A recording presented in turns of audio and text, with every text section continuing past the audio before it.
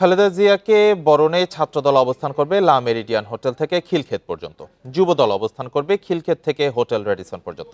এ নিয়ে আরো জানাতে রাজধানীর লা মেরিডিয়ান থেকে যোগ দিয়েছেন সহকর্মী রেজানুল হক।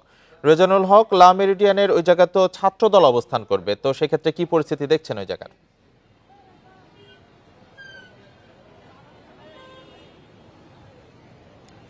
দেখুন, আমি কিন্তু ভোর থেকে এখানে অবস্থান করছি। আমি যদি আপনাকে দেখাই যে এই জায়গাটি কিন্তু একেবারে নেতাকর্মীদের পদচারণায় মুখর হয়ে উঠেছে। তাদের হাতে রয়েছে দলীয় পতাকা, জাতীয় পতাকা, মুখে রয়েছে স্লোগান, চোখে মুখে উচ্ছ্বাস আর দলীয় নির্দেশনা, কড়া বার্তা সব নিয়ে কিন্তু এখানে ভোর থেকে একরকম আগ্রহের কেন্দ্রবিন্দু হয়ে উঠেছে এই বিমানবন্দর পুরো সড়ক। এখানে নেতাকর্মীরা অবস্থান নিয়েছেন। তারা বলছেন তাদের নেত্রী কখন আসবেন সেই সময়টি সাক্ষী হতেই তারা এখানে অবস্থান নিয়েছেন। বিভিন্ন জায়গা থেকে এসেছেন। আপনি জানেন যে বিএনপির তরফ থেকে একটি নির্দেশনা দেওয়া হয়েছে যে কে কোথায় থাকবেন, অর্থাৎ বিএনপি দলীয়ভাবে জানানো হয়েছে যে তাদের নেতাকর্মী কোন অংশটি কোন জায়গায় অবস্থান করবে, সেটির অংশ হিসাবে বিমানবন্দর থেকে লা মেরিডিয়ান পর্যন্ত, অর্থাৎ আমি যে জায়গাটিতে অবস্থান করছি বিমানবন্দর থেকে লা মেরিডিয়ান পর্যন্ত অবস্থান করবে ঢাকা মহানগর উত্তর বিএনপি। আর এই লা মেরিডিয়ান থেকে খিলক্ষেত পর্যন্ত অবস্থান করবে ছাত্রদল। একই সাথে যুবদল অবস্থান করবে খিলক্ষেত থেকে হোটেল রেডিসন পর্যন্ত। সেই সাথে ঢাকা মহানগর দক্ষিণ বিএনপি অবস্থান করবে হোটেল রেডিসন থেকে আর্মি স্টেডিয়াম পর্যন্ত। স্বেচ্ছাসেবক দল অবস্থান করবে আর্মি স্টেডিয়াম থেকে বনানী অবস্থান পর্যন্ত। একই সাথে ঘোষণা দেওয়া হয়েছে যে কৃষক দল অবস্থান নিবে বনানী অবস্থান থেকে কাকুলি মোড় পর্যন্ত। শ্রমিক দল অবস্থান করবে কাকুলি মোড় থেকে বনানী শেরাটন হোটেল পর্যন্ত। অর্থাৎ খালেদা জিয়া যে রাস্তা জুড়ে উনি উনার ফিরোজার বাসায় উঠবেন, গুলশান 1-এর 80 নম্বর সড়কের 1 নম্বর বাড়িটিতে যে তিনি উঠবেন, সেই উনার বাসা পর্যন্ত যেতে যে পুরো রাস্তা, সেই রাস্তা জুড়েই কিন্তু বিএনপির অঙ্গ সংগঠন, বিভিন্ন অঙ্গ সংগঠন, নেতাকর্মীরা অবস্থান নেবেন। সেইটির একটি দলীয় নির্দেশনাই কিন্তু আমি আপনাদেরকে জানাচ্ছি। আমরা এখানে নেতাকর্মীদের কাছ থেকে যতটুকু জানতে পেরেছি, শ্রমিক দল অবস্থান করবে কাকুলি মোড় থেকে বনানী শেরাটন হোটেল পর্যন্ত। ওলামা দল, তাঁতি দল, জাসাস, মৎস্যজীবী দল অবস্থান করবে শেরাটন হোটেল থেকে বনানী কাঁচা বাজার পর্যন্ত। পেশাজীবী সংগঠনগুলো একই সাথে অবস্থান করবে বনানী কাঁচা বাজার থেকে গুলশান 2 পর্যন্ত। সেই সাথে মহিলা দল অবস্থান করবে গুলশান 2-এর গোল চক্কর থেকে গুলশান অ্যাভিনিউ রোড পর্যন্ত। বিএনপির জাতীয় নির্বাহী কমিটির সদস্যরা গুলশান 2 নম্বর গোল চত্বর থেকে গুলশান অ্যাভিনিউ রোড পর্যন্ত অবস্থান করবে। আর বিভিন্ন জেলা থেকে আসা নেতাকর্মীরা যার যার সুবিধা মতো অবস্থান নেবেন। একই সাথে আপনাকে বলে রাখি যে এই রাস্তাটি ঘিরে আমরা দেখেছি যে নেতাকর্মী যারা এখানে এসেছেন বিভিন্ন জায়গা থেকে, বিশেষ করে গাজীপুর, উত্তরা এবং মিরপুর থেকে যেসব নেতাকর্মী এখানে এসে অবস্থান নিয়েছেন, তাদেরকেও আসলে শৃঙ্খলার মধ্যে আনার জন্য এখানে দলীয় নেতাকর্মীরা কাজ করছে। অর্থাৎ তারা নিজেরাই নিজেদের শৃঙ্খলায় আনার জন্য কাজ করতে আমি দেখেছি সকাল থেকে। সেই সাথে আমি দেখছি যে সেনাবাহিনীর সদস্য, পুলিশের সদস্যরা কিন্তু অবস্থান নিয়ে মানুষদের চলাচলে শৃঙ্খলাবোধের যে বিষয়টি, সেটি তারা রক্ষা করার দায়িত্ব নিয়েছেন। সেই সাথে আমি বলবো যে এখন পর্যন্ত এই জায়গাটি কিন্তু বেশ শান্তিপূর্ণ রয়েছে। নেতাকর্মীদের অবস্থান বেশ শান্তিপূর্ণভাবে আছে। আইন শৃঙ্খলা পরিস্থিতিও যথেষ্ট ভালো আছে। রাস্তা চলাচলে কোনো রকম বিঘ্ন ঘটতে আমি দেখিনি, কারণ শৃঙ্খলাবোধ এমনভাবে এটি গতকালকে থেকেই জানানো হয়েছে যেন রাস্তায় কোনো ধরনের শৃঙ্খলার অভাব না ঘটে, কোনো যানজট তৈরি না হয়। সেই জন্য কিন্তু নির্দেশনা আপনি যেমনটি জানেন যে গতকাল থেকেই কিন্তু বিএনপির কেন্দ্রীয় কার্যালয় থেকে মির্জা ফখরুল ইসলাম আলমগীর কিন্তু একটি নির্দেশনা দিয়েছেন ফেসবুকের মাধ্যমে যে কোনোভাবেই যেন রাস্তায় বা সাধারণ মানুষের চলাচলে ব্যাঘাত না ঘটে। সেই বিষয়টি মাথায় রেখেই কিন্তু এখানে নেতাকর্মীরা অবস্থান নিয়েছেন এবং কড়াভাবেই দলীয় নির্দেশনা পালন করে যাচ্ছেন। ধন্যবাদ রেজওয়ান। এ নিয়ে আমরা আরো খবর জানবো। বনানী থেকে আমাদের সাথে এই মুহূর্তে যোগ দিচ্ছেন সহকর্মী বনি ইবনে কামাল।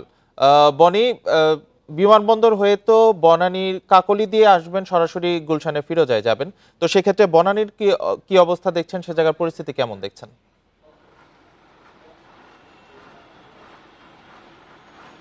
আমি আপনাকে একটু বনানীর সড়কের পরিস্থিতি প্রথমে জানাতে চাই। আমরা এই মুহূর্তে আছি বনানীর এলিভেটেড এক্সপ্রেসওয়ে যে র্যাম্পটি নামে সেই জায়গা। আপনি নিশ্চয়ই দেখতে পাচ্ছেন যে আমরা কিন্তু দেখতে পাচ্ছি অনেকেই আসলে হেঁটে নামছেন, কেননা এই যে একটি বড় সমাগম হয়েছে, এই সমাগমের কারণে স্বাভাবিকভাবেই যান চলাচলে কিছুটা ধীর গতিটা কিন্তু এসেছে, সেটি আমরা দেখতে পাচ্ছি। এবং আমরা দেখতে পাচ্ছি যে অনেকেই কিন্তু পায়ে হেঁটে নামছেন, অথবা যে গাড়ির চলাচলের যে গতি সেটি স্বাভাবিকের চেয়ে অনেকটাই কম।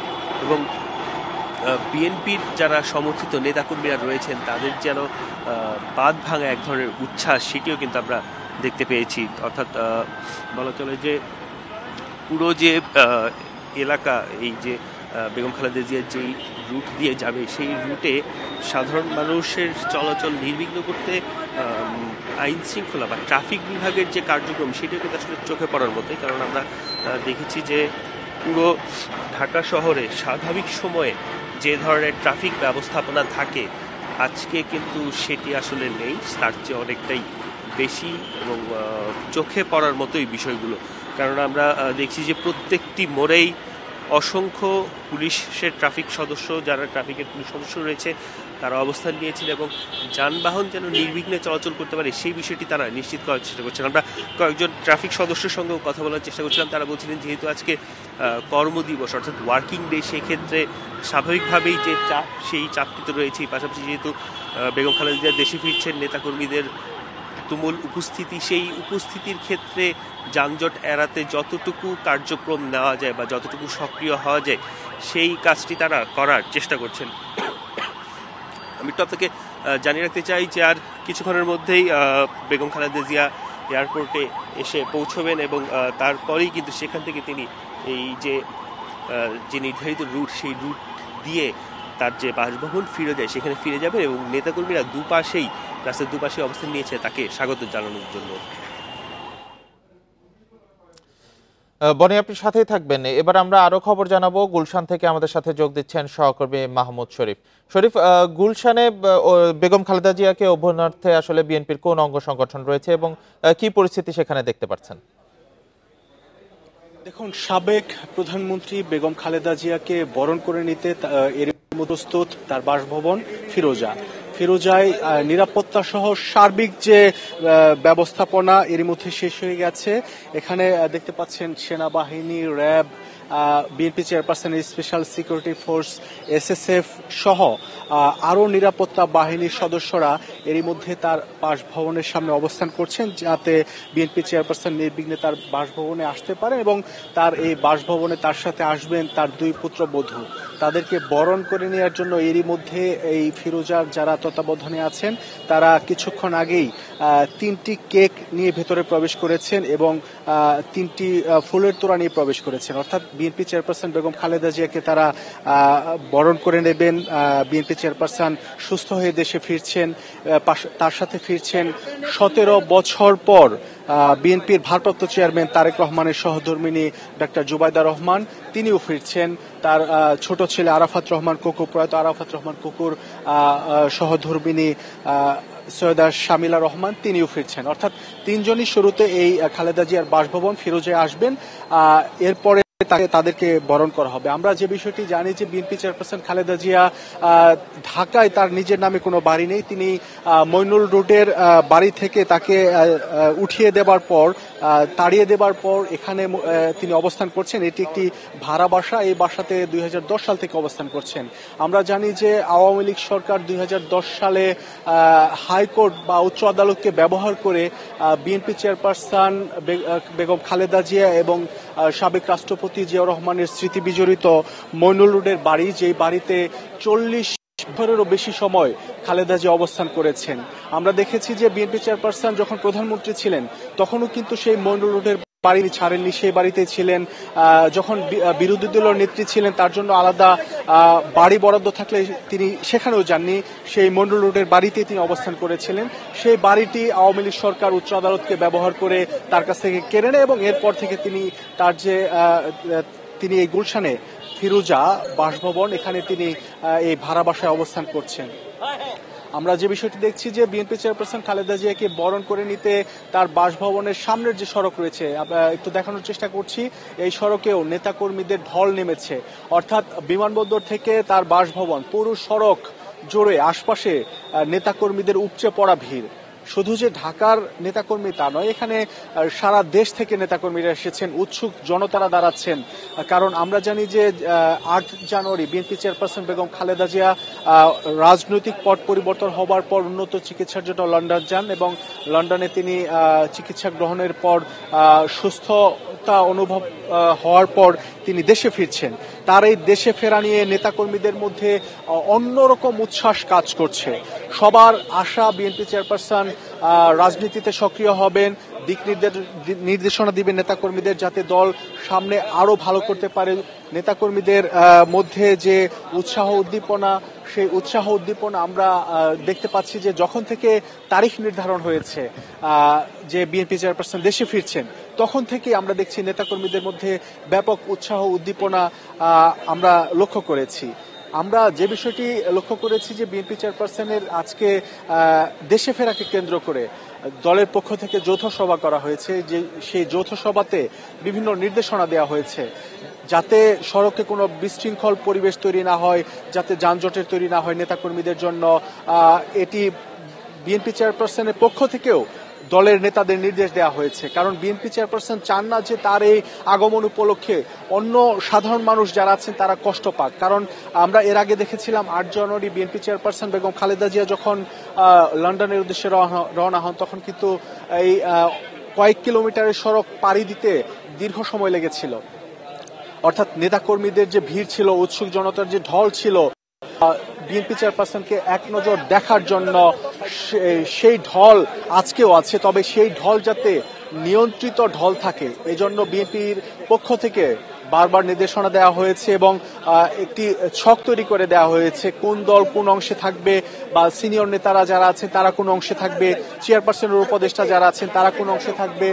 এমন ছক যাতে সুশৃঙ্খলভাবে বিএনপি চেয়ারপারসনের দেশে ফেরার যে কার্যক্রম সেটি সম্পন্ন হয়। আমরা জানি যে বিএনপি চেয়ারপারসন বেগম খালেদা জিয়া 2018 সালের তিনি ফেব্রুয়ারি মাসে তিনি জিয়া অরফানেজ ট্রাস্ট এবং জিয়া চ্যারিটেবল ট্রাস্ট মামলায় রাজনৈতিক প্রতিহিংসার শিকার হয়ে আদালতের মাধ্যমে তাকে সাজা দেওয়া হয়। এটি বিএনপির পক্ষ থেকে দাবি করা হয়েছে। এরপর থেকে তিনি কারাগারে ছিলেন 2 বছর।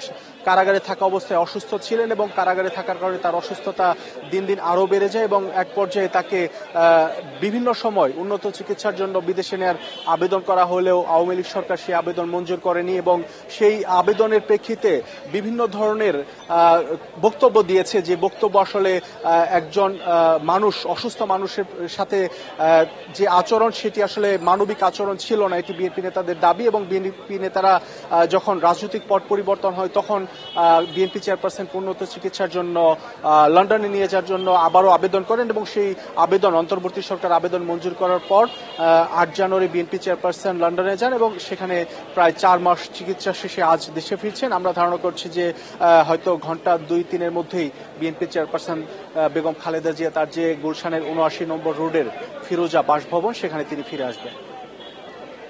গুলশানে বেগম খালেদা জিয়ার বাসভবন ফিরোজার সামনে থেকে জানাচ্ছিলেন সহকর্মী মাহমুদ শরীফ।